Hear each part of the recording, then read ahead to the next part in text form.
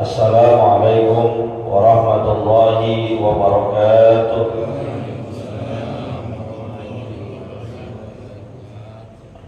Bismillahirrahmanirrahim. Alhamdulillahirabbil alamin. Allahumma shalli wa sallim ala sayyidina Muhammadin wa ala alihi wa sahbihi ajma'in, amma ba'du. Fa inna asdaqal hadits kitabullah wa khairal hadi hadi sayyidina Muhammadin sallallahu alaihi wasallam wa syarrul umuri muhdatsatuha wa kullu muhdatsatin bid'ah wa kullu bid'atin dhalalah wa kullu dhalalatin finnar. Subhanaka la ilma lana illa ma 'allamtana innaka antal alimul hakim. Rabbi shrah li sadri wa yassir li amri wahlul 'uqdatam min lisani yafqahu qawli. Amin. Yang sama-sama kita hormati dan muliakan guru kita Ustaz Dr. Andes Haji Asman bin Haji Abdul Rahim, Ketua Masjid Al-Istiqomah, Ustaz Haji Asmari bin Kiai Haji Abdul Rashid Siddiq, bapak-bapak, ibu-ibu, hadirin jamaah yang dimuliakan oleh Allah. Alhamdulillah kita masih bisa merasakan berbagai nikmat dan karunia pemberian Allah. Mudah-mudahan berbekal nikmat tersebut senantiasa kita bisa menambah kualitas dan kuantitas amal ibadah guna dijadikan sebagai bekal menuju kehidupan akhirat nanti. Amin ya rabbal alamin. Melanjutkan bacaan kitab kita, bismillahirrahmanirrahim. Qala al-muallif rahimahullahu ta'ala anhu, wal muzakki fi ikhrajiz zakati thawabun 'azimun wa ajrun karimun wa lahu biha manafi'a wa fawaida diniyatun wa dunyawiyatun wa bil mali balaya wa fitanun wa afatun yusallamu minhal muhafizu ala ikhrajiz zakati insyaallah ta'ala. Qala alaihi salatu wassalam, idza adaita zakata malika adhabta anka syarruhu wallahu a'lam. Melanjutkan pembahasan kitab An-Nasaihu Diniyah wal Wasaya Al-Imaniyah. Pengarang kitab ini menyatakan, walil muzaki bi ihrajiz zakati thawabun 'azimun wa ajrun karimun. Dan bagi orang yang mengeluarkan zakat, ketika dia mengeluarkan zakatnya, mereka akan mendapatkan pahala yang besar dan juga balasan yang mulia. Bahkan walahu bihi manafi'a wa fawaida diniyatun wa dunyawiyatun. Mereka mendapatkan banyak manfaat dan banyak faedah, baik yang berurusan dengan agamanya ataupun dunianya.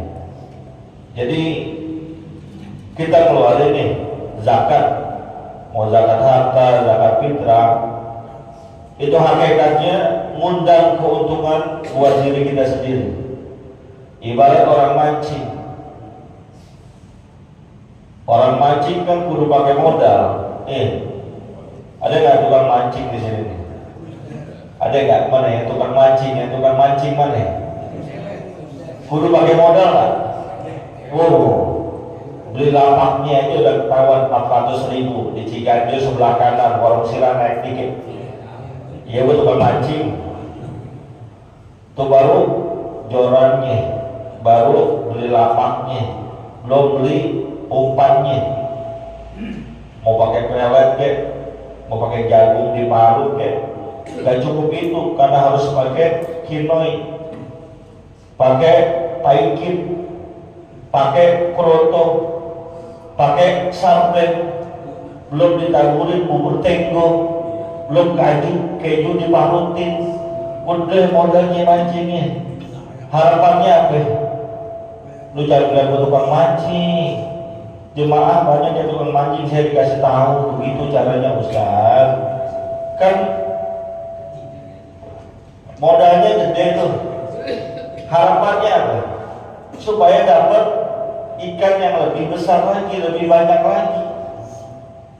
Nah begitu pula orang ketika mengeluarkan zakat, hakikatnya mancing tuh. Ketika kita mancing, yang dipancing adalah rezeki dari Allah Subhanahu wa Ta'ala. Harapannya ketika kita mancing, kembaliannya banyak. Makanya kaedahnya kan anfik yunfak. Kalau berinfak,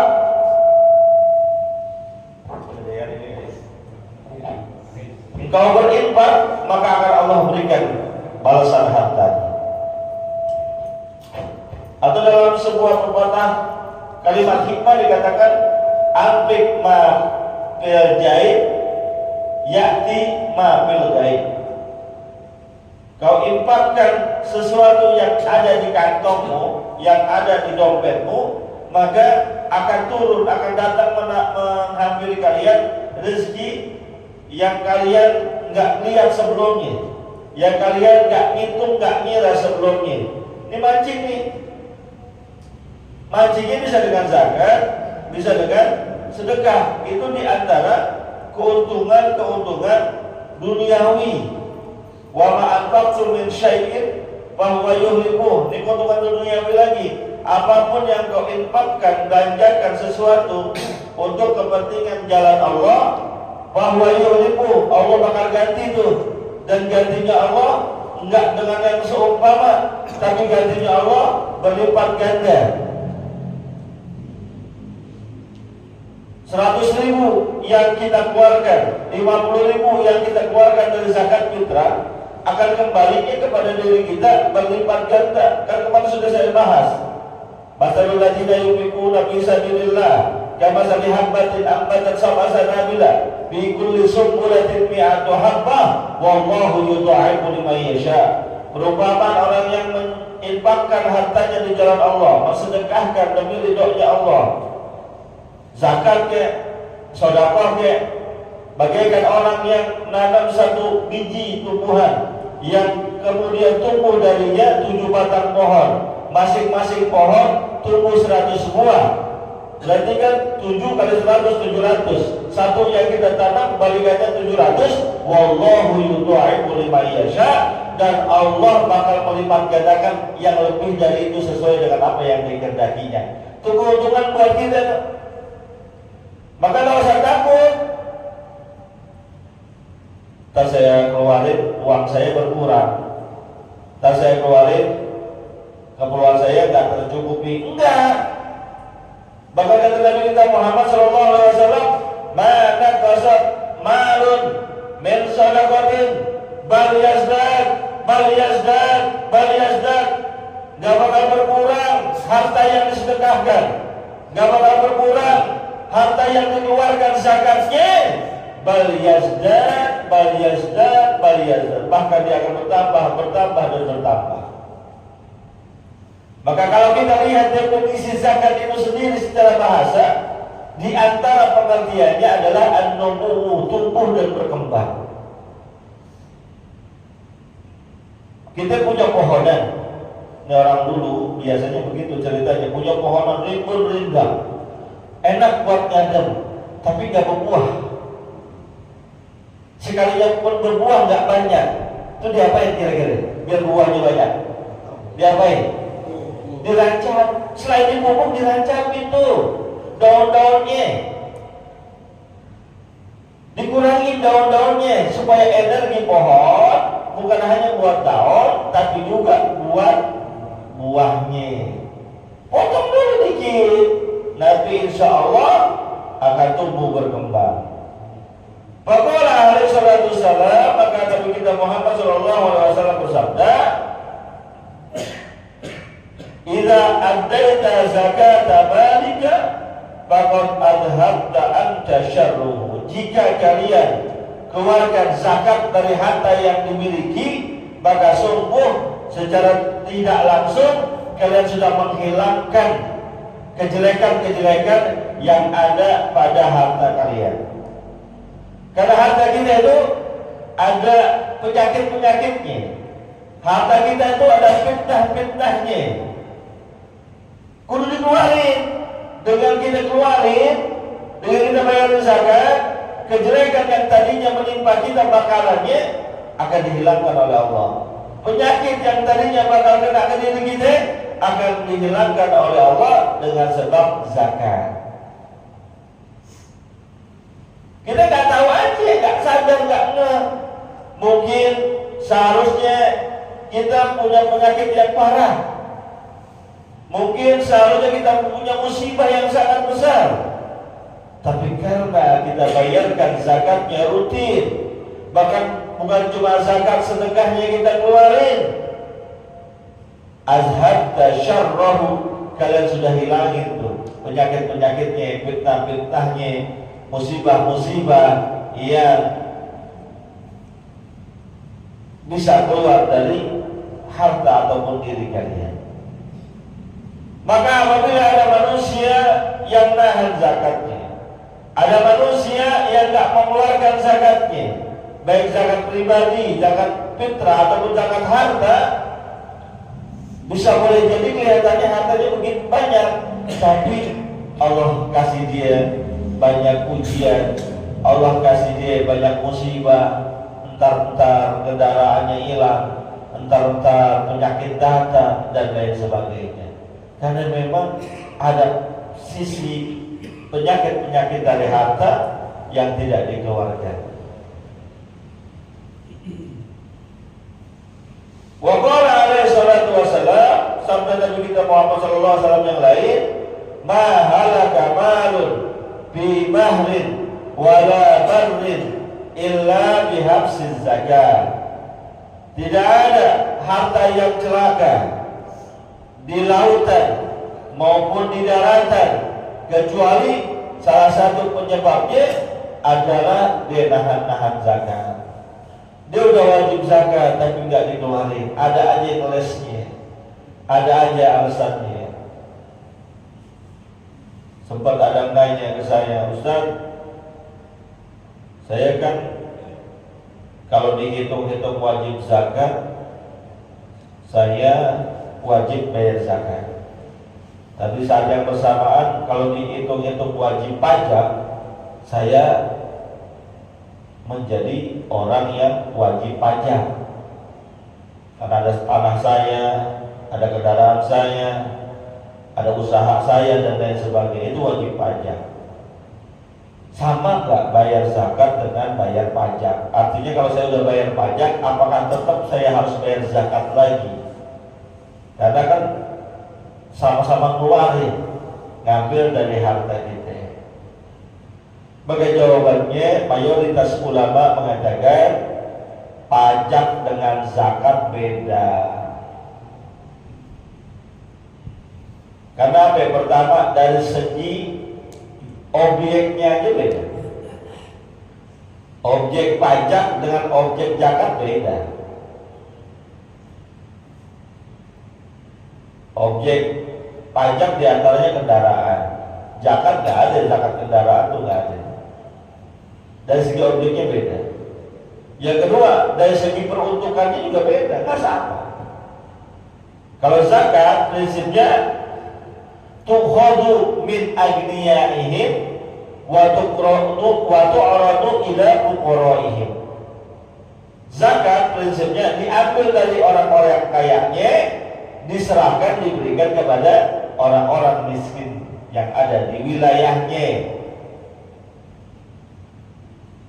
Ustaz, saya usaha di Jakarta, ya, nyari uangnya di Jakarta, dagang, bisnis. Pas saya kumpul-kumpulin uang saya wajib zakat, boleh nggak saya bayar zakatnya di kampung? Yang duitnya di Jakarta, bayar zakatnya di kampung boleh nggak? Kira-kira boleh apa enggak? Pak, boleh apa enggak? Secara umum boleh, tapi lihat dulu. Kalau yang di Jakarta tempat tinggalnya ekonominya lebih rendah atau sama dengan yang di kampungnya misalnya di Jawa dah, iya, di Trenggalek, ada nggak yang kampungnya Trenggalek? Ada ya, kampungnya di Trenggalek, nyari uangnya di Jakarta, udah sampai kadar zakat, udah 1 tahun sudah haul, ternyata wajib keluarin zakat. Boleh nggak keluarin zakatnya buat yang di kampung? Lihat, pada prinsipnya boleh, tapi lihat juga pertama ekonomi wilayah tempat dia tinggal di Jakarta dibanding dengan yang di kampungnya itu sama atau lebih rendah atau justru lebih tinggi. Kalau sama atau lebih rendah, yang di Jakarta lebih rendah daripada yang di kampung, lebih utama yang di Jakarta tempat dia tinggal. Tapi ternyata kalau yang di kampungnya lebih rendah jauh, sudah gitu di sana banyak famili dan kerabat, dan di Jakarta pengkaperan zakat sudah lebih merata distribusinya, maka silahkan bayar zakat di kampungnya. Begitu. Sama juga dengan orang ngorban. Kan ada orang ngorban sekarang ini ngorban pakai transfer aja, dikirim ke pelosok-pelosok daerah. Iya. Dan memang itu kalau ngorban lewat itu lebih murah. Korban online. Kalau kita korban ke masjid rata-rata 3 juta, 3 juta setengah, 4 juta di wilayah kita. Kalau korban online, bahkan saya pernah lihat ada yang sampai 1.700.000. Karena disesuaikan dengan harga hewan korban di daerah yang dituju. Bagaimana hukumnya? Lihat dulu, yang di Jakarta udah cukup apa belum? Tempatnya tinggalnya di Jakarta, Jalan Bangka, udah cukup apa belum? Oh, udah cukup Pak Ustaz, berlebih masih istiqomah aja kalau korban sapinya sampai 10. Kalau memang kondisinya kayak gitu, silahkan. Oh, online dah sono. Yang kedua, pastikan, usahakan tidak timbul fitnah. Fitnah gimana? Dia mah kaya doang Ustaz, mobil berentet, rumah banyak, kontrakan numpuk, tapi gak pernah korban. Ya orang yang korbannya online, pengurus masjid gak tahu. Awas, hati-hati nih. Yang ketiga, pastikan sampai dengan tujuan yang benar. Jangan sampai korbannya itu tidak tepat sasaran. Jadi pada prinsipnya, kalau mengeluarkan zakat, sedekah ataupun korban, itu tempat kita tinggal dulu. Tempat kita tinggal itu lebih bagus. Tapi seandainya tempat tinggal kita memang sudah lebih dari cukup, boleh tuh didistribusikan, diarahkan ke tempat lain, nggak apa-apa. Wa qala alaihi salatu wassalam, sabda Nabi kita Muhammad sallallahu alaihi wasallam yang lain, hassinu amwalakum bizzakah wa dawu mardakum bis-shadaqah. Cakep nih hadis. Bentengi harta kalian dengan zakat.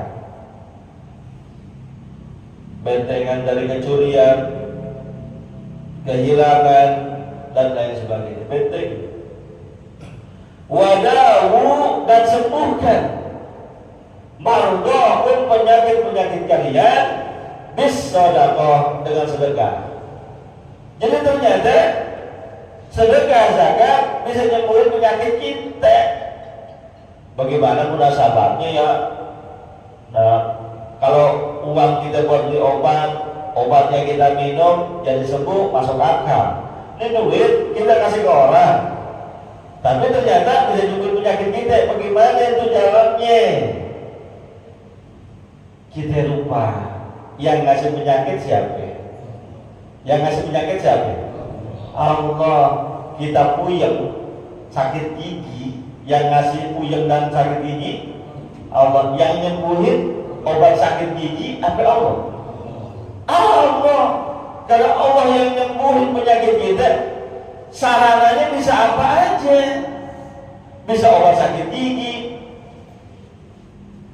bisa juga cuma kumur-kumur pakai air garam, bisa juga cuma dioles-olesin. Ini hafal nih, saya pernah berobat sakit gigi dan alhamdulillah, seingat saya selama saya berobat di sana, saya nggak sakit gigi lagi. Di daerah Ciganjur, Haji Asri, namanya Abang Gondrong. Saya nggak tahu nama aslinya, Abang Gondrong. Nggak tahu masih hidup apa enggak. Haji Asri Ciganjur tahu ya?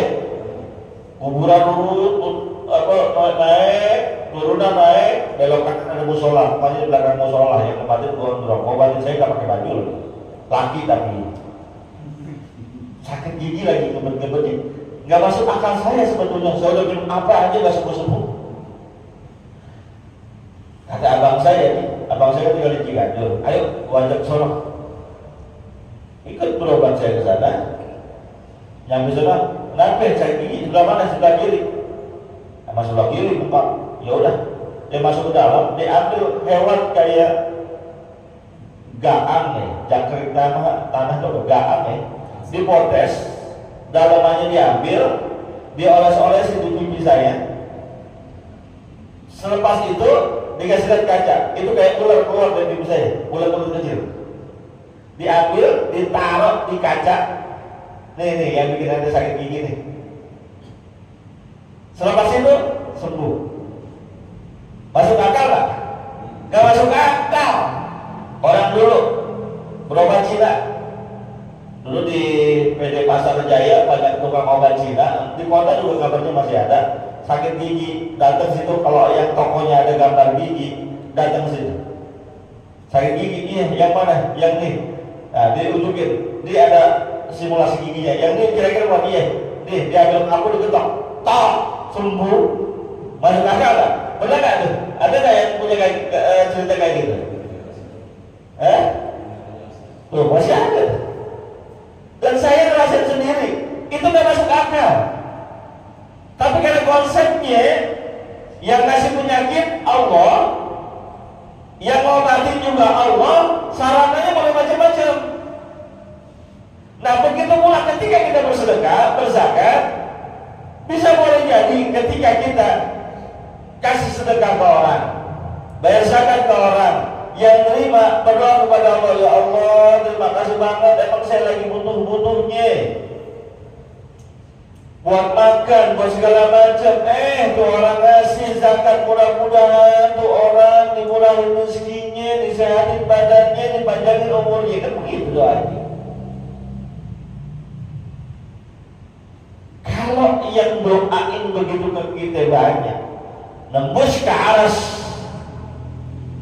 terijabah doa kita, Allah bilang sembuh dari sunnah.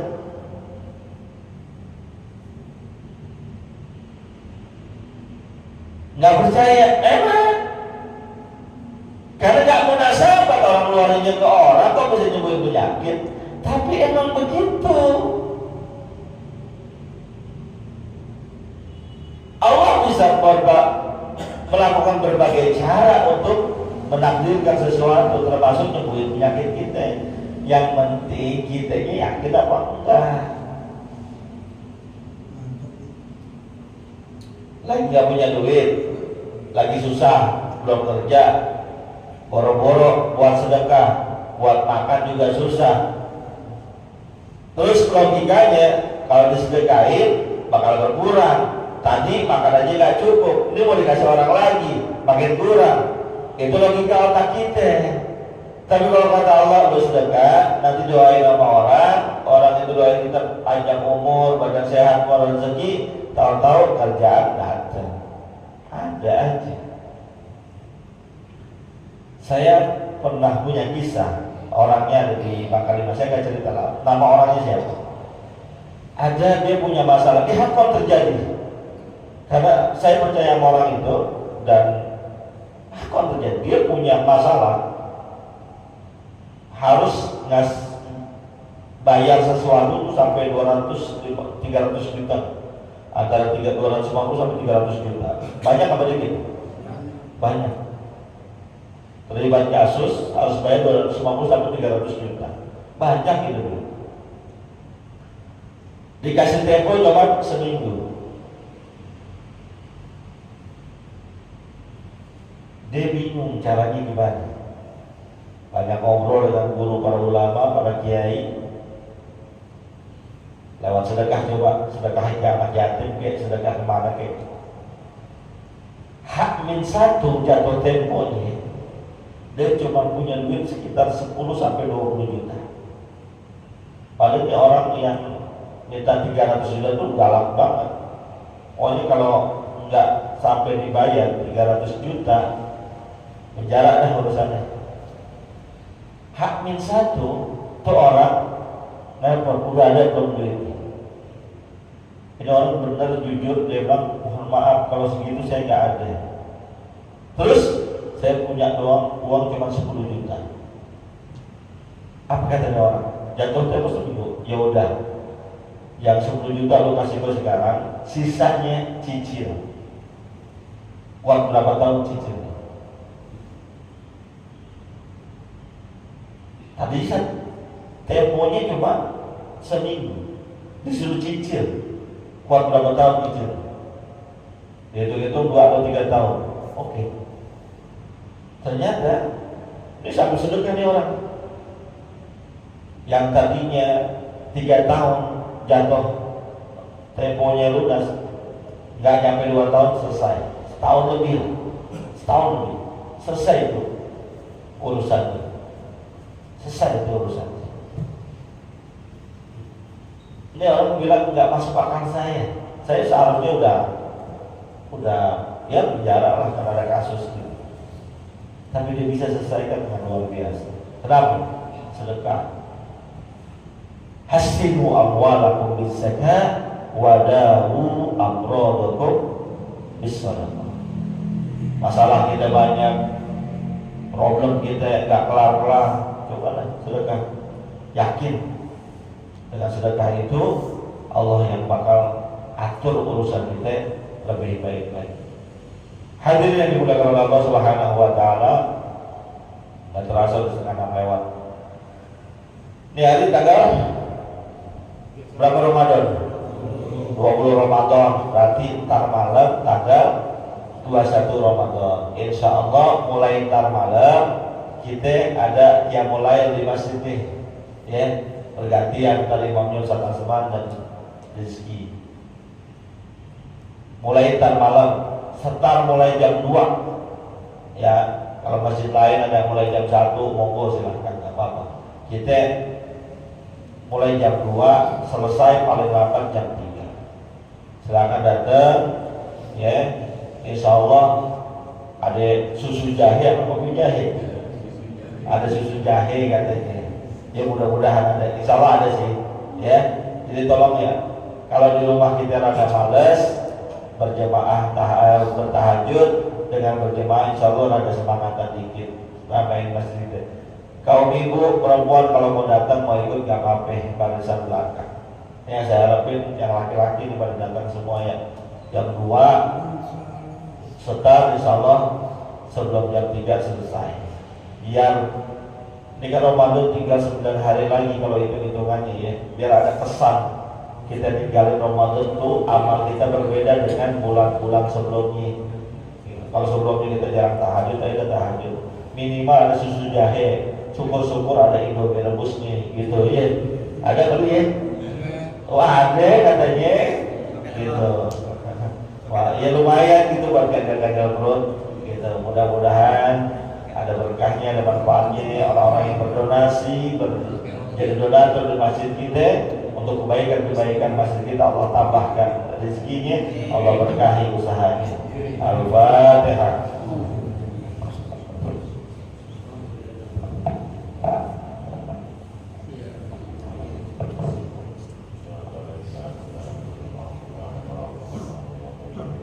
Alhamdulillah.